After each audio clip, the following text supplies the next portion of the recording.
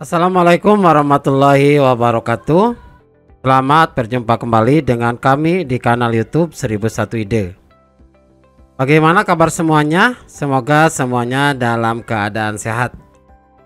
Pada video kali ini kita akan membahas mata pelajaran Pendidikan Agama Islam dan Budi Pekerti atau PAI kelas 9. Halamannya adalah halaman 38 sampai dengan halaman 40. Kurikulumnya adalah kurikulum 2013 revisi tahun 2018. Kita akan membahas bab 2 yaitu jujur dan menepati janji. Namun sebelum lanjut pada video pembahasan, kami mengucapkan terima kasih atas dukungannya terhadap perkembangan channel ini, yaitu dengan menekan tombol subscribe. Silakan buka bukunya dan perhatikan pada halaman 38 bagian G, ayo berlatih. Petunjuk yang A, berilah tanda silang pada huruf A, B, C atau D pada jawaban yang paling tepat. Soal nomor 1, sifat orang yang berkata sesuai dengan kenyataan disebut titik-titik. Pilihannya A, rajin, B, malu, C, jujur, dan D, santun. Jawaban yang paling tepat adalah C, jujur. Soal nomor 2. Orang yang berkata dusta merupakan salah satu tanda titik-titik. Pilihan jawabannya adalah A, munafik, B, tamak, C, ceroboh, D, takabur. Jawaban yang paling tepat adalah A, munafik. Soal nomor 3. Menurut Quran surat Ali Imran atau surat yang ketiga ayat 77 bahwa orang-orang yang melanggar janji dan sumpah kepada Allah Subhanahu wa Ta'ala akan mendapatkan titik-titik. Pilihannya A, balasan yang setimpal, B, ampunan dari Allah Subhanahu wa Ta'ala, C, keringanan hukuman dari Allah Subhanahu wa Ta'ala, dan D, azab yang pedih dari Allah Subhanahu wa Ta'ala di akhirat kelak. Maka jawabannya adalah D, azab yang pedih dari Allah Subhanahu wa Ta'ala di akhirat kelak. Soal nomor 4. Di bawah ini yang merupakan salah satu manfaat jujur adalah titik-titik. Pilihannya A, mendapat tantangan dari orang lain, B, hidupnya susah, C, dipercaya orang lain, D, mudah diperalat orang lain. Jawaban yang paling tepat adalah C, dipercaya orang lain. Soal nomor 5. Quran surat Al-Ahzab atau surat ke-33 ayat 70 menegaskan bahwa Allah Subhanahu wa Ta'ala menyeru orang beriman untuk titik-titik. Pilihannya A, bertakwa dan berbuat kebaikan, B, bertakwa dan berkata benar, C, berkata takwa dan rendah hati, D, beriman dan bertakwa. Jawaban yang paling tepat adalah B, bertakwa dan berkata benar. Masih pada halaman 39 pada soal nomor 6. Ucapan seseorang kepada orang lain yang menyatakan kesediaan dan kesanggupan untuk berbuat disebut titik-titik. Pilihannya A, motivasi, B, nasihat, C, janji, D, optimis. Maka jawaban yang paling tepat adalah C, janji. Soal nomor. Seseorang yang ingkar janji berarti memiliki sifat titik-titik. Pilihan jawabannya A, takabur, B, riya, C, hasud, D, munafik. Jawaban yang paling tepat adalah D, munafik. Soal nomor 8. Berikut ini merupakan salah satu akibat ingkar janji bagi diri sendiri adalah titik-titik. Pilihannya: A. Berdosa besar, B. Pertengkaran, C. Permusuhan, dan D. Muncul kebencian. Jawabannya adalah D. Muncul kebencian.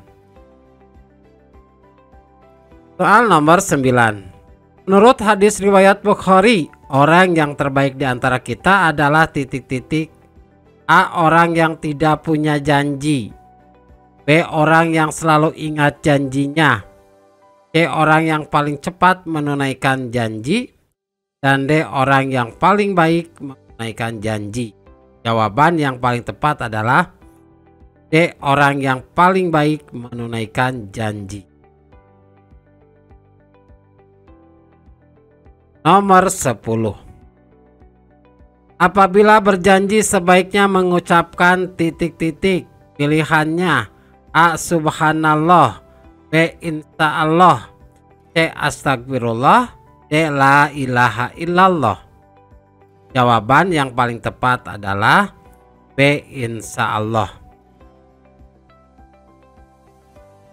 Selanjutnya pada halaman 60 pada bagian B. Jawablah pertanyaan-pertanyaan berikut. Jelaskan pengertian jujur.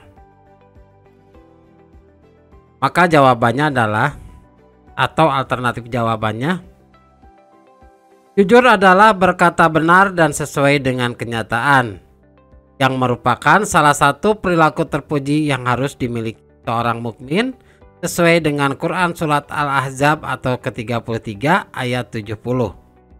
Yang menjelaskan bahwa Allah Subhanahu wa Ta'ala menyuruh orang beriman untuk bertakwa kepada Allah Subhanahu wa Ta'ala dan berkata benar. Soal nomor 2. Bagaimana menurut pendapat kamu apabila ada seorang teman berbohong kepada orang lain? Alternatif jawabannya: menurutku perbuatan tersebut tidak baik. Hal yang dapat kita lakukan adalah A. Menegur langsung bahwa yang dikatakannya itu bohong. B. Waspada terhadap teman yang suka berbohong. C. Bertanya berulang-ulang terhadap perkataan yang dicurigai bohong. Dan D. Menasihati dan memaafkannya. Soal nomor 3. Berilah contoh perilaku jujur dalam bergaul dengan orang lain. Maka jawabannya: yang A. Sebagai contoh adalah mengembalikan kembali barang yang dipinjam. B. Mengembalikan kembali barang yang telah ditemukan. C. Mengembalikan uang belanjaan orang tua. D. Berpamitan kepada orang tua sesuai dengan tempat yang akan dituju. Dan E. Berkata jujur kepada siapapun dan lain-lain. Soal nomor 4. Jelaskan bahaya jika seseorang mengingkari janji. Nah, ini adalah bahaya jika seseorang mengingkari janji. Bahaya mengingkari janji adalah jika orang yang diingkari tidak rela, maka akan terjadi kemarahan yang akan mengakibatkan timbulnya pertengkaran, ganggu kerukunan hidup bermasyarakat, hilangnya rasa persatuan dan kesatuan. Soal nomor 5. Bagaimana menurut pendapat kamu apabila ada seorang pemimpin yang mengingkari janji? Jawabannya: apabila ada seorang pemimpin yang mengingkari janji, akan terjadi prahara atau pemberontakan di negerinya. Dia akan terpilih kembali sebagai pemimpin. Kekacauan di mana-mana, tidak akan dipercaya oleh rakyatnya. Walaupun sudah berusaha untuk menepati janjinya kembali.